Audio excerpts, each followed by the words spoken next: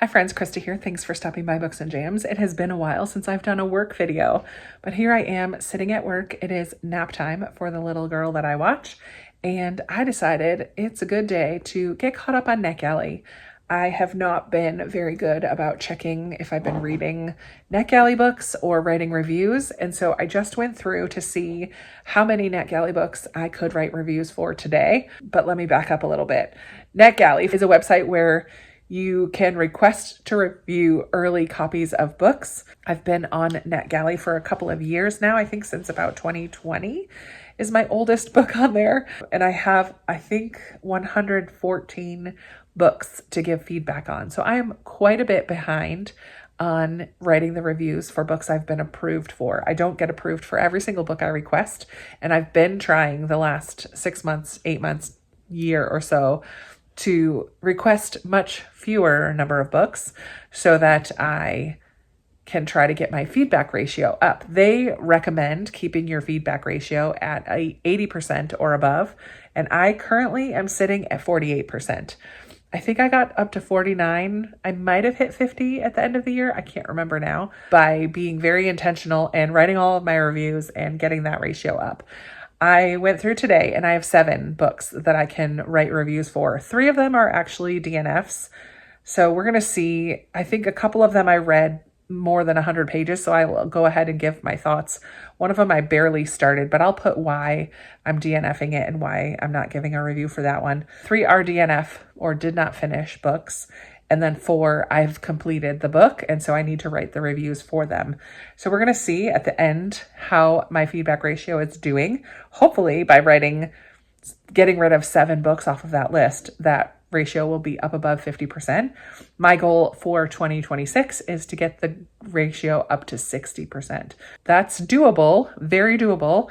I'm currently reading 1 or 2 books that are on my Netgalley, and I just made my July TBR for next month, and 2 or 3 of the books on my TBR for next month are also part of my Netgalley. So if I continue to stay consistent in reading the books that are on there, then I should be able to get that 60% by the end of the year. We shall see. We're halfway through the year though, and I haven't increased at all since last year. I've actually gone down a tiny bit.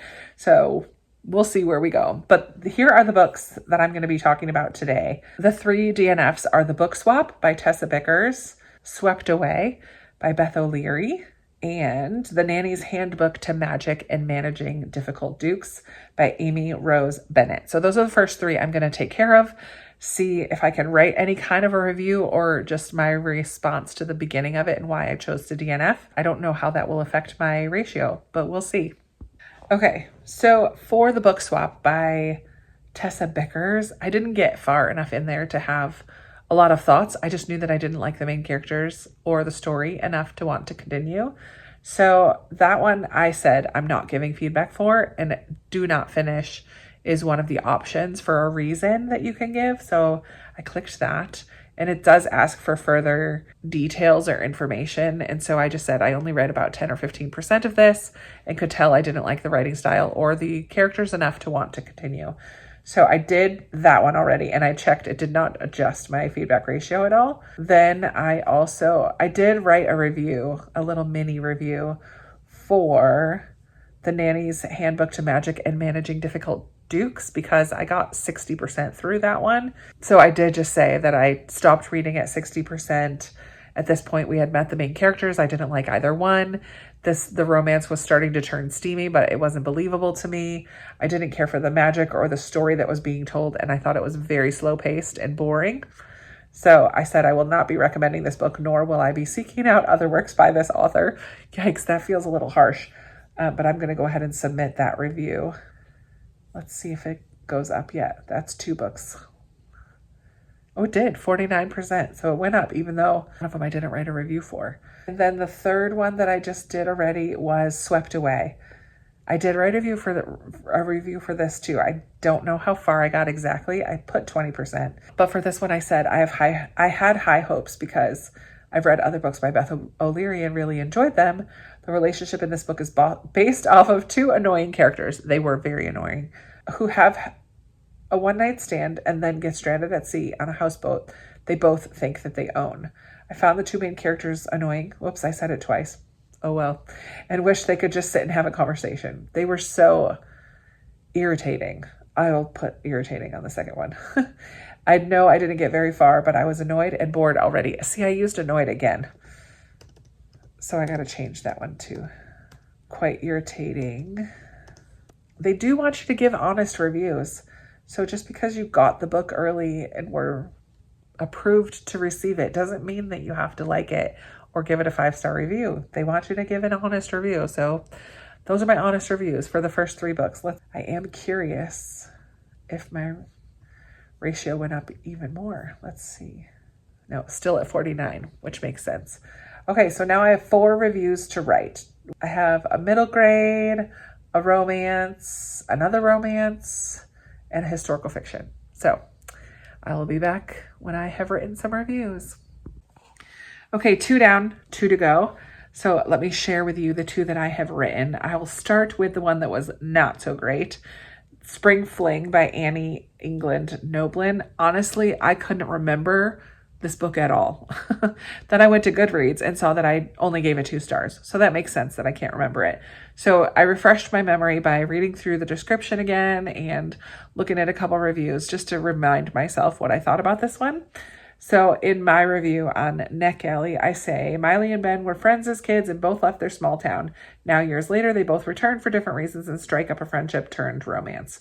Unfortunately, this one did not work for me. I was hoping for a sweet love story, but I didn't believe in their chemistry or romance. I didn't care enough to root for either of the love interests. It all just fell really flat for me, which is very true. I also didn't love the coarse language, which I never feel is necessary in a rom-com. It just doesn't fit. I found this book underwhelming and quite forgettable overall. 2 stars. Yikes. I feel like I'm writing some harsh reviews today. 1 more done. Then we're going to go to one that I loved, which is The Lies They Told by Ellen Marie Wiseman. I absolutely love Ellen Marie Wiseman. I feel like I've loved all of the books I've read from her. This one was another hit out of the park, and that's how I start my review. Another hit out of the park for Ellen Marie Wiseman. I thought this historical fiction set in the Virginia mountains in the 1930s was a fascinating read.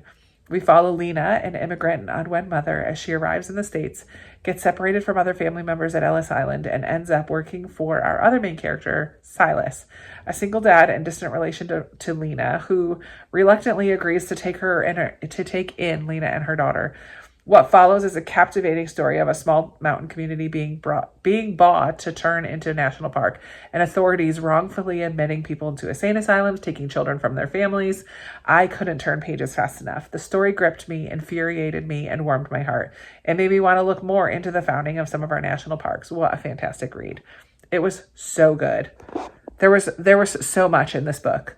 The immigration story in Ellis Island and coming to America, and then also this mountain community and how people supported each other and loved each other, and then also children being taken from their families and this fear of the authorities showing up and people buying the land and turning it what is now Shenandoah National Park, which is the closest national park to me.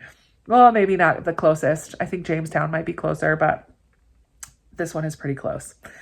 So 5-star, easy 5-star read. I love that book, and I just read it, I think, in March.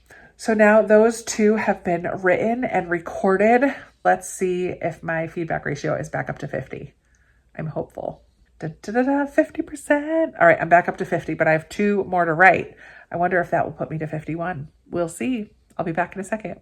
All right, last 2 reviews have been written. Let me share with you what these are and see where we're going to end things for June, I guess. So I wrote a review for Book Boyfriend by Emily Wibberley and Austin Sigmund Broca. I don't know. Apparently these 2 have written books together before. This is the first one I've read from them, and I didn't hate it, but I didn't love it. So here's what I wrote. It got 3 stars for me. This book had a lot of potential. Set at a bookish role-playing event meant to be the fantasy world of a popular book series. Jennifer is our female main character who is a huge fangirl. Surprise, surprise, her office enemy Scott is at the same event, but now he seems flirty, charming, and oh so different than he is at work. There's some fun banter, some great side characters, and a scavenger hunt that sounded like a lot of fun. Again, I repeat myself so often. Oh well. But ultimately, this book fell flat for me. I didn't like that we didn't really learn why Scott was such a jerk at work. I also think Jennifer and Scott, too, sometimes acted quite immature compared to how old they're supposed to be. It was a fun but forgettable read, not one I'll be recommending. 3 stars and review sent. Done. The other one I read was A Middle Grade, Please Return to the Lands of Luxury by John Tilton. And I enjoyed this one. I did give it only 3 stars again, but maybe it's a 3.5. Here's what I wrote. This middle grade dystopian was a fun read. I love the word fun, apparently. Jane lives on a trash island and one day finds a doll she doesn't think belongs. She doesn't think it belongs and heads to the land of luxury to return the doll to its rightful owner. There are some dangerous situations along the way and a heartwarming ending. I thought the story was inventive and exciting, but did feel like I wanted a bit more about the characters. They just felt a little flat for me. The ending could have been more emotional if a bit more time was spent learning, like leaning into the story. It just felt a bit rushed overall. I think kids would really enjoy this one though, and I would try more from this author, which is both very true. So submitting that review. And now we can go to my profile and see if my score went up. It's not really a score, it's a ratio, but I count it as a score. 51, yay. So in this video, I went from 48 to 51, not bad. But now I'm all caught up with all the books that I have completed so far. That means I need to read some more books. As of right now, I am currently reading The Killer Question by Janice Hallett. That is on my Netgalley. And a couple of my Book of the Month books are also on my Netgalley. So if I do some of those for Catch-Up-a-thon in July, I should get another 3 or 4 books completed that I can write reviews for next month. That is the end of this video for today. Thank you so much for watching and helping me stay accountable with my Netgalley and getting that feedback ratio creeping up slowly but surely. I would love to hear if you have a Netgalley account and how are you doing with your feedback ratio. I know some people are so good at keeping up with it. I am not one of those people, but I'm getting better little by little. All right, that's going to be it today. Let's chat down in the comments about any of the books you saw in this video or anything else you want to talk about. I love chatting with you down there. And if you made it to the end, but you're not feeling chatty, leave that little paper and pen emoji in the comments just to let me know that you were here. And I will chat with you in another video very soon. Bye.